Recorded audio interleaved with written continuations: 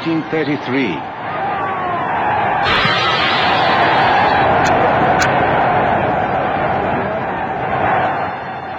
The Nazis began their rehearsal for world conquest with a systematic program of extermination of the Jewish people.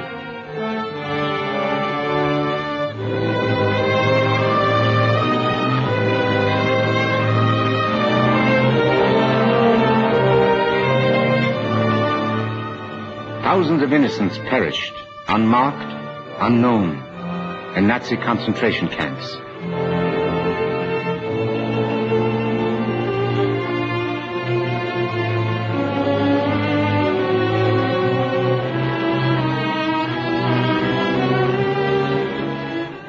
Cunningly, they perverted the mind of German youth with vicious lies to prepare them for the coming slaughter.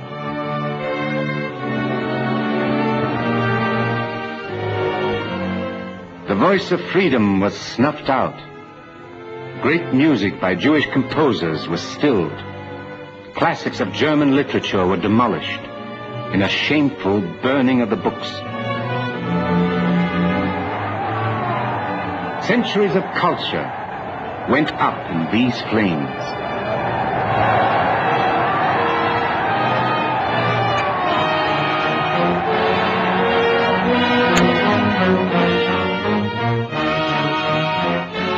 The church was not spared because the church honored freedom of the spirit. The synagogue was besmirched because the synagogue symbolized justice and brotherhood.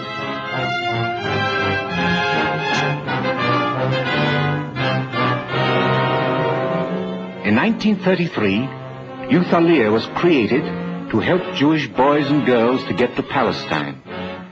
Thousands of their elders fled there and to every other land which would have them, hoping to make a better life.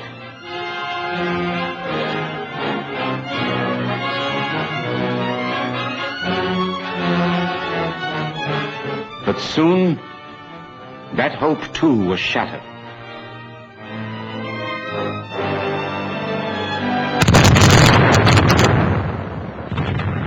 The war which had started against the Jews became a war against mankind. Wherever the Jews fled, there the Nazi juggernaut followed. The mad destruction of Poland set the pattern of Nazi liberation.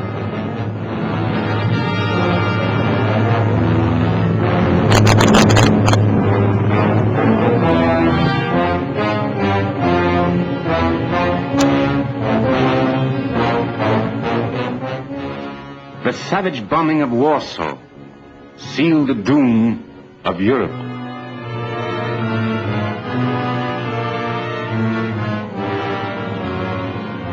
It was in this Poland that the little people began to cry out, "Whither shall we go? Where shall we be safe?" It was here that the Jews realized that the Nazis really meant to wipe them out.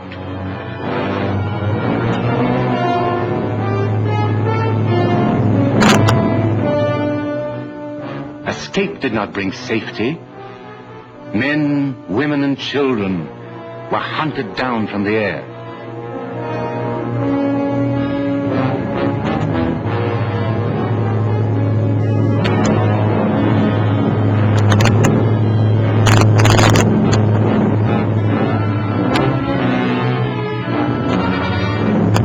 No land was free enough to take them.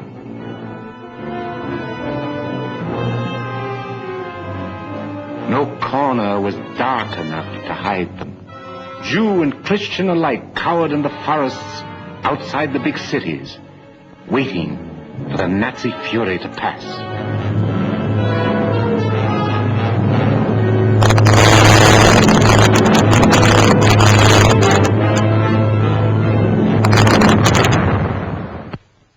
No one knows yet how much destruction took place in those terrible days of murder.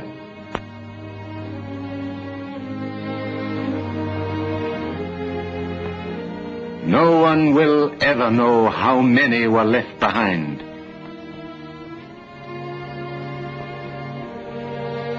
Jewish parents, unable to flee, often thrust their children into the arms of strangers. A frantic race began. The old and the young, the widows and the orphans were always just one step ahead of the Nazi machine.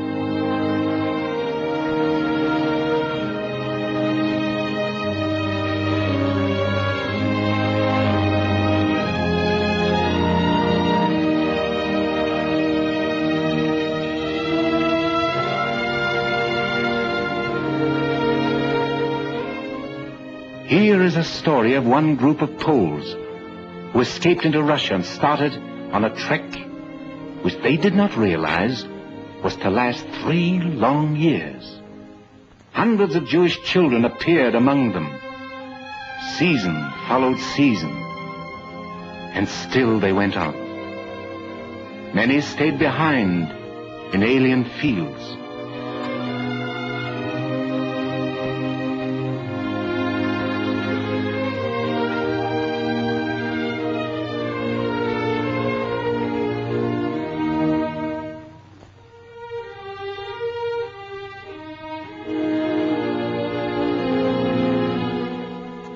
Most trudged wearily through the steppes of Russia into Siberia, then southward toward Turkestan. 2 years went by, and still they wandered, mostly on foot. Meeting other refugees, they sometimes put up camp for a few months. Flimsy tents against the wind and flimsy food were shared in common. Every land was a no man's land.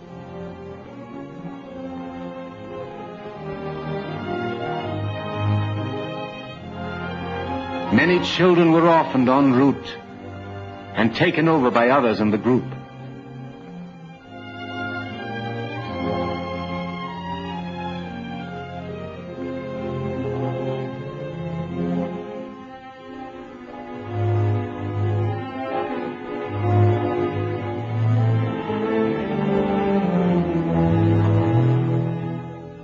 The Jews among them clung to a dream, the hope to get to Palestine.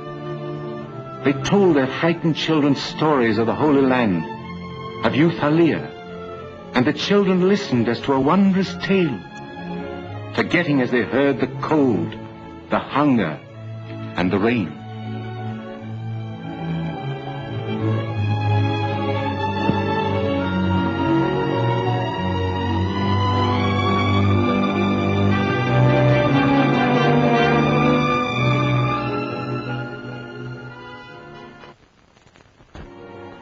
Word went out, the next stopping place is Samarkand. From there, we can go to the Caspian Sea. By that time, 1,000 Jewish boys and girls between the ages of 2 months and 17 years had attached themselves to this caravan of pain. They crossed over into Persia, went on to the city of Tehran. There were rumors that other Poles had gathered there. Each exile hoped in secret that a miracle would happen, that loved ones would be found again.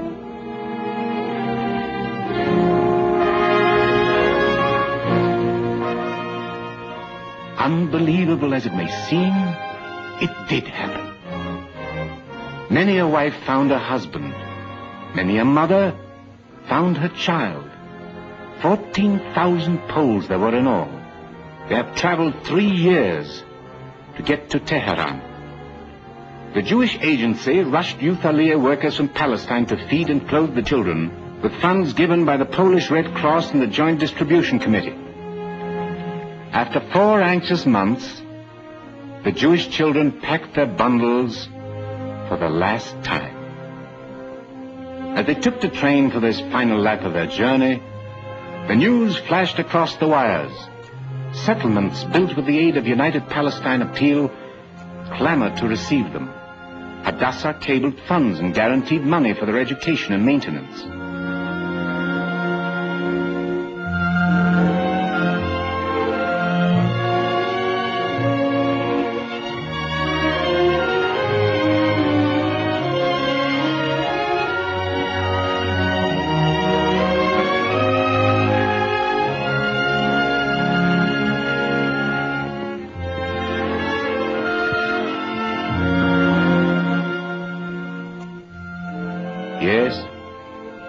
had traveled 1/3 around the globe to reach home.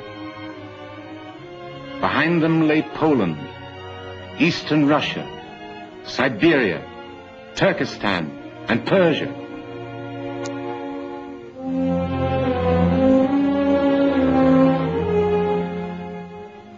Before them was India, Arabia, the Suez Canal, and Palestine.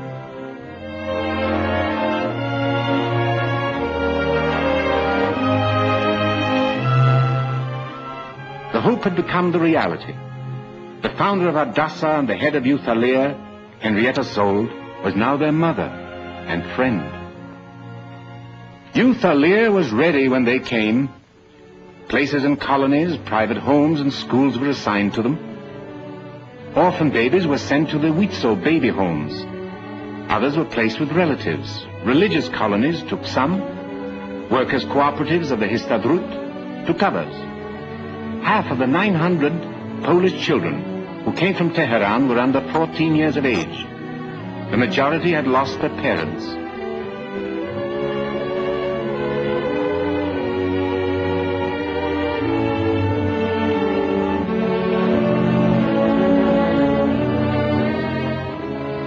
Many were ill and sent to the Hadassah Hospital on Mount Scopus and other places to recuperate from years of malnutrition and disease.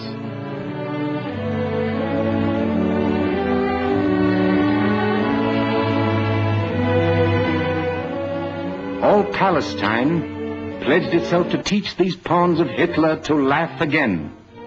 Laugh and play with the children of Palestine. After 9 years of experience with thousands of such refugees, Youth Aliyah workers knew how to wipe out the distortions which had been brought about by hate, and how to teach a new humanity based on love.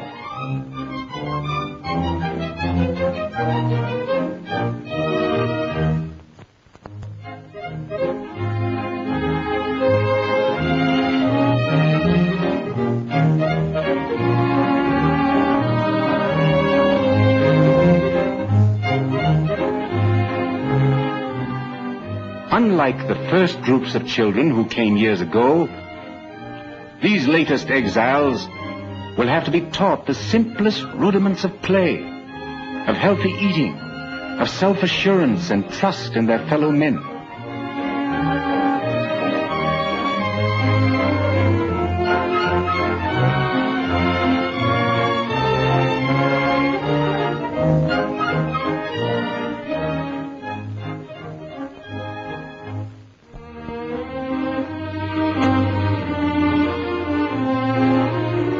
They must be shown how to take responsibility and develop leadership.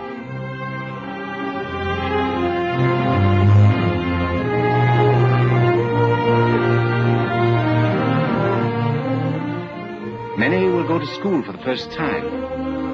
Hebrew, their new language, will open for them the history of their people and the inspiration of their life in Palestine. Gradually, they will be taught respect for work and skills which will make them independent later on. The Youth Aliyah curriculum provides 4 hours of study and 4 hours of supervised work, even for the very young. Trained teachers who understand their problems carefully knit them into cohesive groups.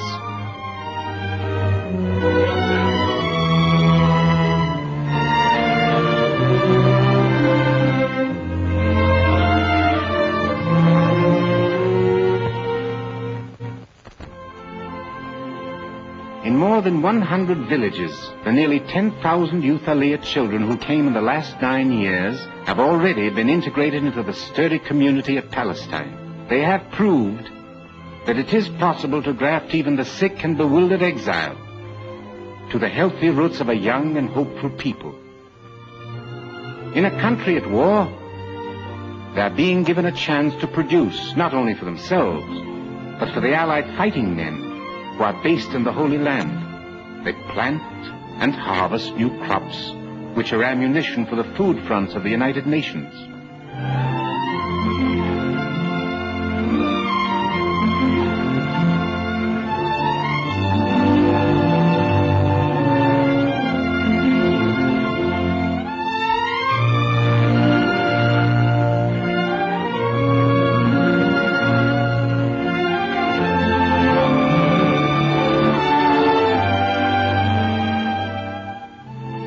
adolescents are being trained as skilled grape growers in a land famed for its wine from biblical times.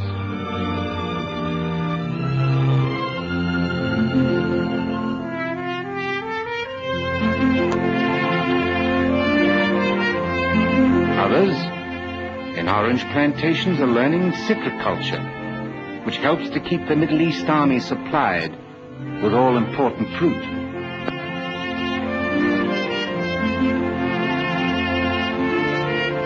Youth Aliyah students also work in olive groves, which produce the oil needed for army and civilian diet.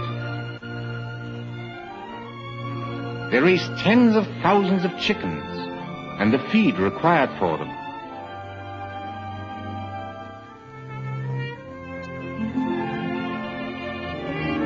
Millions of eggs are marketed from Youth Aliyah colonies, which thus supplement shrinking meat supplies.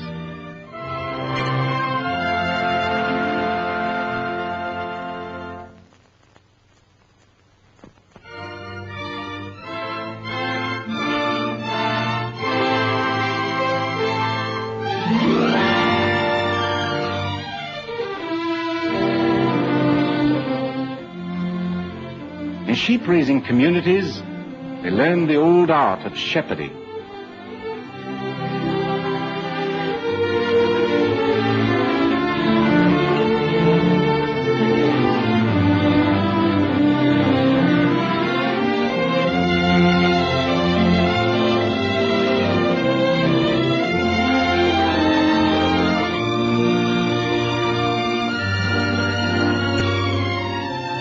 Thousands have become expert cattle breeders and dairy farmers.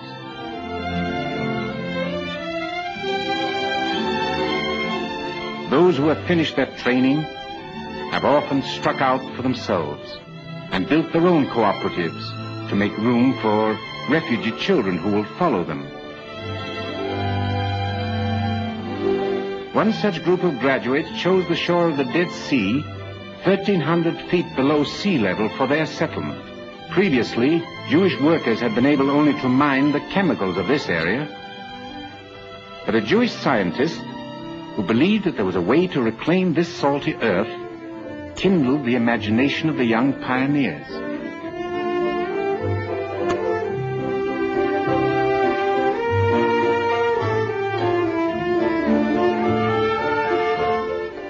They brought fresh water from the Jordan. They built themselves a home in this torrid climate.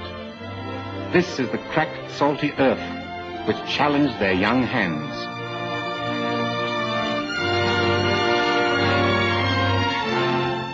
They dug canals.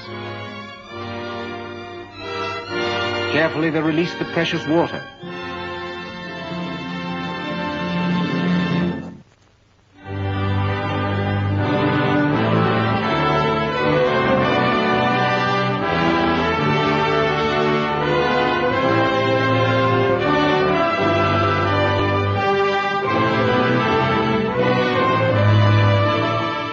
Fields were flooded. With their bare fists they fed the arid soil.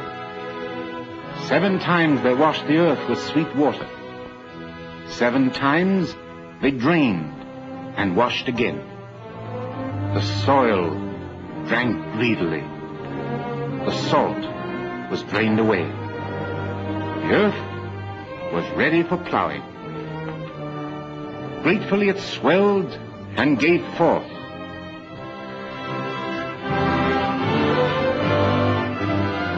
And again they enriched this spot of earth, which was their very own. And again they rooted green things into the earth.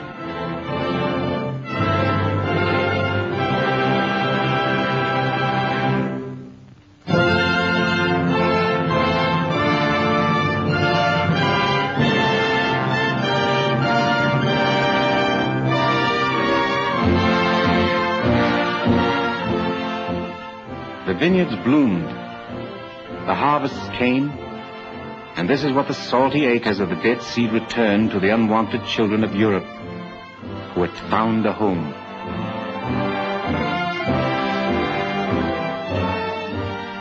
On the Sea of Galilee, They revived the fishing industry of ancient times. Carefully they stuck the inland waters and reaped another kind of harvest.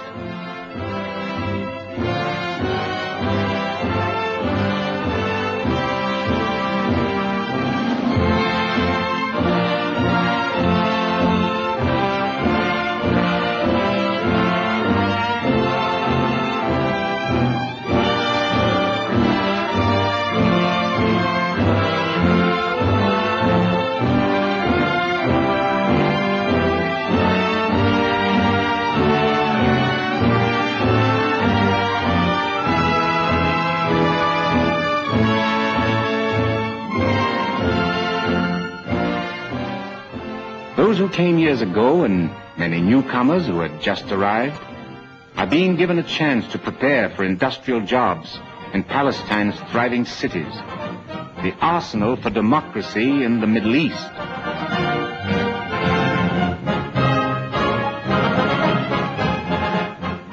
In 200 new factories, they're making tents and machinery, filling landmines and shells, grinding lenses and tools, producing parts for guns and trucks.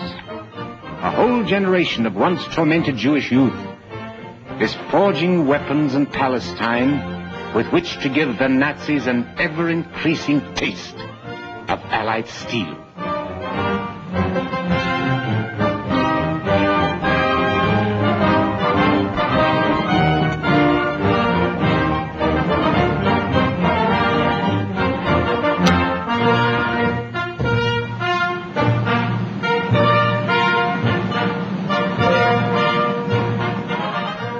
Nearly 1,000 youth Aliyah boys and girls have joined the Palestinian Jewish units of the British Army, together with tens of thousands of other Palestinian Jews now fighting on every front. They are building in war for peace. They are fighting back, this time in their own homeland. They are gladly giving their lives to protect democracy, to earn the right to the four freedoms: freedom of worship, freedom of speech, freedom from want, freedom from fear.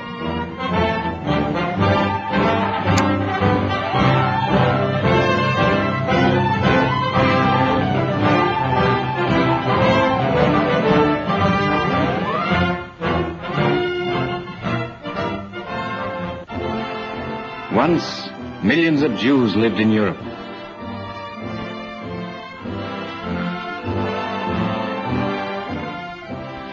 Unknown numbers have been starved and slain.